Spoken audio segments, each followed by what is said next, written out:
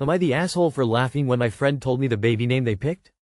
My best friend, I will call her Kay, is pregnant, and we've been friends forever, like since middle school. We've been talking about baby names for weeks, just throwing out ideas for fun. She even joked about some really insane names, and we laughed about how some people pick the most cringe stuff. So I thought we were on the same page about what was reasonable. Fast forward to a few days ago, Kate tells me they finally picked a name. And it's something straight out of Genshin Impact or Skyrim. Not the real name, but think Zephyr Rocket or Banjo Fox. I honestly thought she was messing with me, so I laughed. Not like a mean laugh, just a genuine reaction like, wait. Shut up, what is the real name? But nope, that was the real name. She got super quiet and was like, that is the name. I could tell immediately I messed up, so I tried to backpedal, but she looked kinda hurt and changed the subject. Later, a mutual friend told me she was upset and thought I was being rude. Now, the real tea is that she had a small gig kickback with our friend group and didn't invite me. Like, literally everyone else was there. I found out after the fact, and it's hard not to feel like it's because of the baby name thing. I really didn't mean to be rude, I just genuinely thought she was joking based on our past convos. Am I the asshole for laughing? Or is she overreacting? This is my best friend's sad face. Esh, not the asshole for laughing initially, but you are for apologizing. She's the asshole for her complete lack of consideration that her kid is going to have to deal with a dumbass name for life. Or at least until they can change it. That poor kid is destined for a life in your friend's basement. She's also the asshole for not being an adult and telling you her feelings were hurt. Don't come for me, but pregnancy hormones require the help of the village when it comes to baby naming. Pensive face. I'm over here at 6 months along thinking, Digit, Elrond, and Lucky are the best names ever. Thankfully my people check me daily and my kids won't be named after a mainstream Tolkien character or one of the sample dogs from Nintendogs. Not the asshole and a good friend you are. That poor kid. LMAO.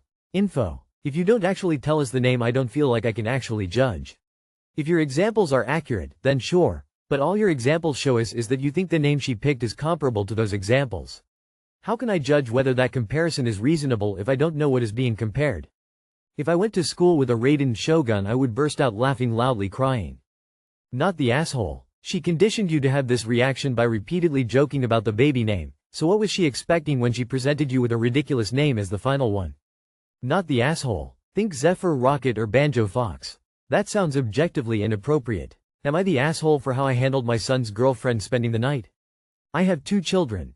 Donna, 21F, and Austin, 19M. Both live at home but also stay on campus at their respective colleges.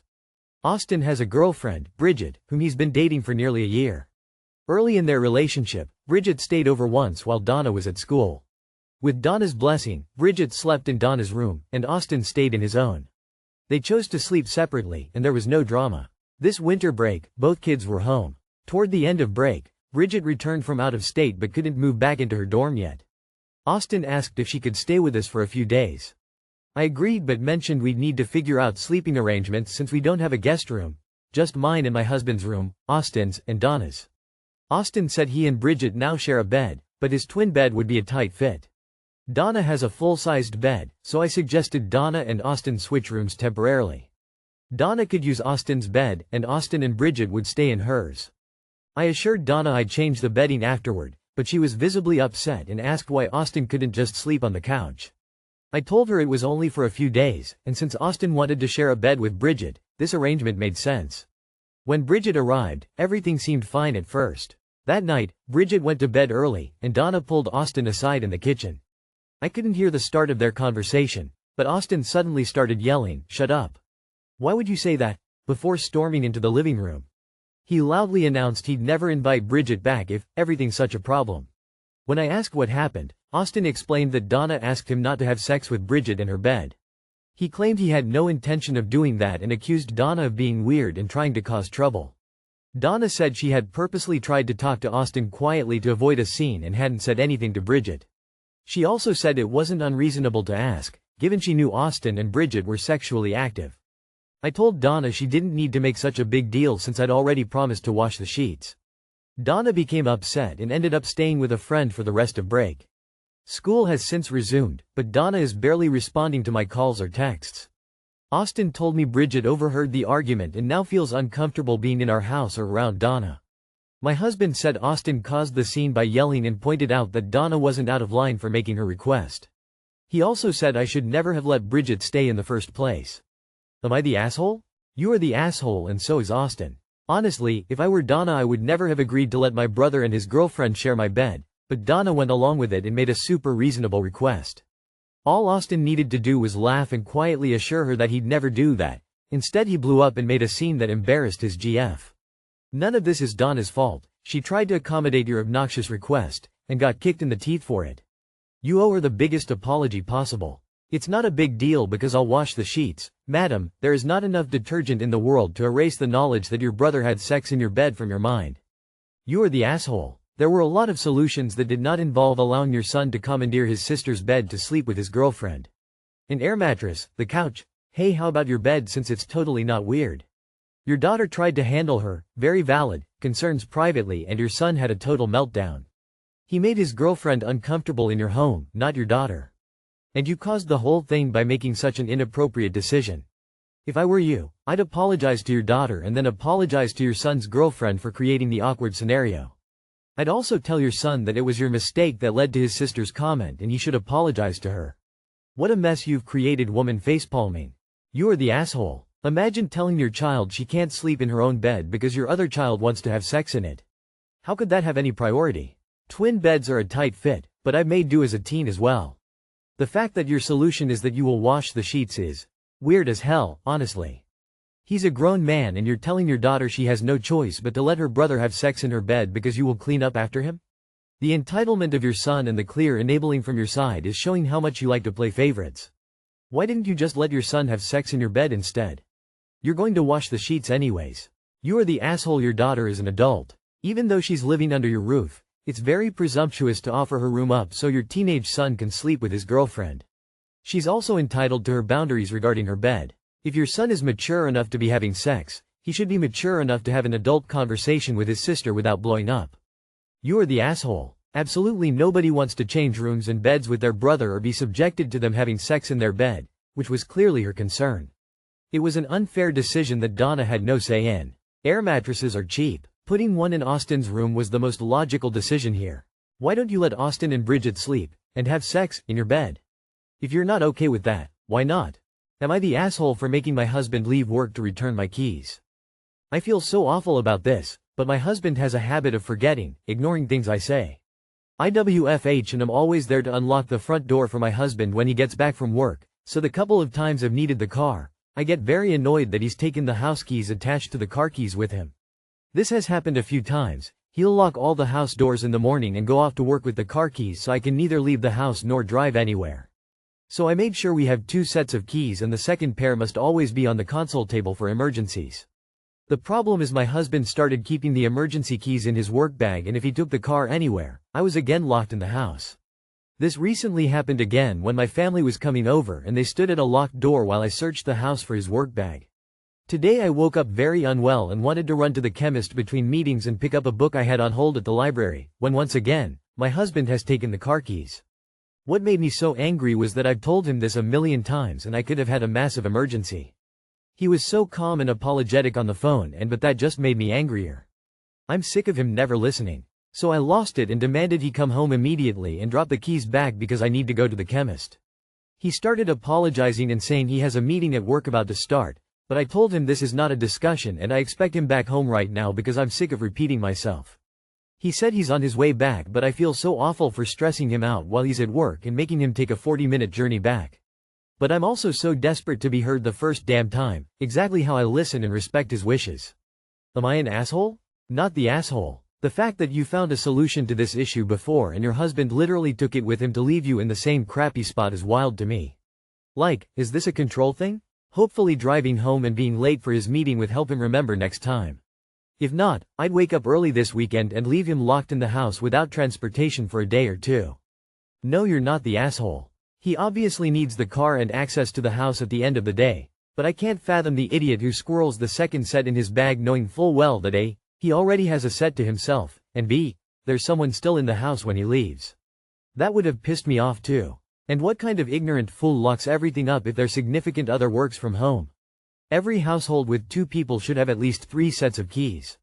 One set each, and an extra set hidden somewhere that each person can find in emergencies. Not the asshole, but why not just keep the spare yourself? So he has one and you have one. Why insist on leaving it on the console table if he takes it?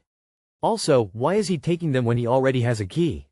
Is this guy trying to ensure you can't go anywhere? The whole thing is very strange from both sides. Why would you feel bad for him putting you in a horrible position after you repeatedly brought it to his attention? He did this to himself. I used to keep a key hidden in the garden until I replaced the lock assembly with a key punch pad. Not the asshole. I think you did the right thing by making him return home. Maybe now he will remember or be motivated to upgrade your house lock. Not the asshole. You went out of your way to solve this one, right down to a second set of keys. He's welcome to make a third set just for you to keep in your purse if he didn't like that 40 minutes drive back home today. Am I the asshole for refusing to pay for my friend's holiday? A couple of months ago, I and 5 of my friends planned a holiday together for Berlin. One of my friends, let's call him James, decided it would be easier if he booked all of the accommodation and we sent him the money for it. We all agreed to this, and I planned to pay for it at the end of the month after I had gotten paid. However, a week before the trip was to begin, I was no longer able to attend. However, I promised to pay in full for my part. However, this is where my other friend, Peter, gets involved. He was part of the original planning of the trip but decided he could not afford it and was thus not included in the booking. However, once he heard that I was unable to attend but still paying for the room James had booked, he said he wanted to go. Naturally, everyone agreed that he could, and so I didn't pay for my part assuming that Peter would cover it. He did not. The trip went off without a hitch. However, upon return, James asked me when I was going to be able to pay him back. I was confused because I hadn't gone on the trip and said that it was Peter's responsibility, which made Peter very upset. He said that because I had agreed to go on the trip and had cancelled with such short notice that it was my job to pay for it, as if he hadn't decided to go, the room would have been empty and a waste of money. He argued that because I make more money than him and he couldn't afford to pay for the accommodation, it was my fault and I shouldn't have planned the trip if I couldn't keep my promises. I would have no problem paying James for the money he spent on the room if it had remained empty, but the fact that Peter saw that as his chance to have a cheaper holiday is causing me to refuse. As a result of this, James is no longer talking to either of us, saying he will once we can start acting like adults and someone pays him the money. Am I in the wrong? Edit. Names changed to improve clarity. Edit 2. To clarify as to why James couldn't cancel the booking was for a shared 6-person room, so if he cancelled it would not have been possible to rebook. Not the asshole. You agreed to pay if you were attending and also for the room when you couldn't attend after it was booked. That is more than fair. You didn't agree to subsidize Peter. Peter is really not a decent friend. It's pretty bold of him to expect he doesn't have to pay given the others going were paying. He has in effect slighted everyone involved. You because he's expecting you to pay for something he used. Your friend organizing because they are now out money they shouldn't be, and the others who attended because they've had to pay for the holiday, but Peter thinks he is special and gets things for free. Not the asshole. You'd have paid so that nobody was out money for your empty room. Since the room was not empty, the obligation was just sort of shifted from you to Peter. Why should he get a free vacation? Madness. Peter is such a cheapskate asshole here. Not the asshole. Your obligation to pay ended when Peter opted in, but you should have chimed in with a, well, if Peter is now going, that ends my obligation to pay for my late cancellation. And all of this could have been avoided. Not the asshole. It's incredible that Peter thought he was just going to get a free vacation. It's doubly incredible that James also thought this was feasible. Just say no and walk away. You may want to rethink these friendships. Not the asshole. What a ridiculous mess. You should have confirmed beforehand that if Peter was going, you weren't paying, even though that's obvious. If Peter didn't want to pay, he should have confirmed before he left on the trip rather than trying to take advantage.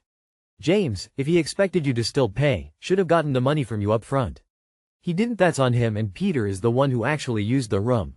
You didn't agree to cover Peter's cost. I would clearly tell the group that if they want to subsidize Peter, that's on them. They can sort it out as they let him come with them in your place. If they wanted you to pay for him, they needed to confirm that with you beforehand, which they didn't. Not the asshole. I'm surprised no one vouched for you. Regardless, you should just say, the people who went on the trip should pay for the trip. James went, I didn't, so it's only fair that James pays. If this was over a bill at a restaurant, then who cares, but this is about a whole ass vacation.